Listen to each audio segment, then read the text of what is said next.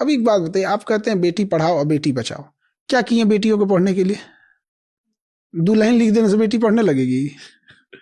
मतलब इससे बोलने से क्या किए? एक लेडी गर्ल्स यूनिवर्सिटी खोले हैं, गर्ल्स का जीएसटी हटा दीजिए एजुकेशन से, निर्मला मैडम को बोलिए। अब इनको बुझेबे नहीं करता है, 18% जीएसटी काहे लगा है आप एजुकेशन पे? मतलब कोई ना पढ़े, शर्म की बात है कि नहीं? मोबाइल नहीं, माफ कीजिएगा खान सर, इस जगह पे मैं आपको रोकना चाहूंगा, आप गलत हैं। आप सरकार का रियल मंशा नहीं पढ़ पाए भाई।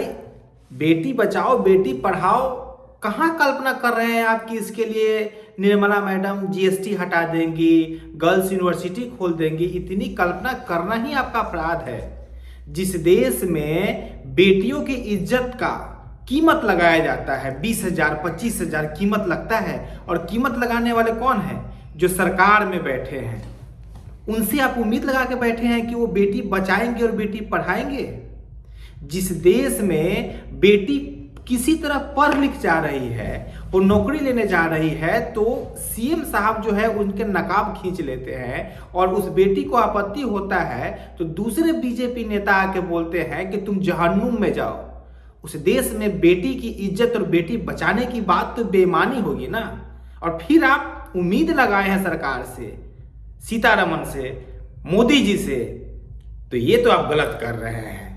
जिस देश में कुलदीप सेंगर जैसे लोग का आवाभगत होता है, बेल मिल जाता है, आप उस देश में बेटी बचाने और बेटी पढ़ाने की बात और उम्मीद और एक्सपेक्टेशन किए हैं सरकार से, ये गलती है खान सर आपकी।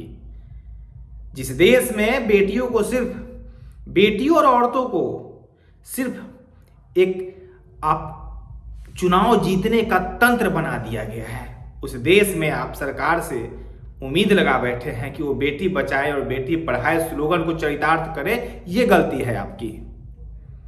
बेटी बचाओ बेटी पढ़ाओ सर वो जुमला था, और इस जुमले को आप नहीं समझ पाए, ये गलती है आपकी। आप सोच रहे हैं कि इस पे नीति बनाए सरकार। सरकार इस पे नीति कहां बनाएगी?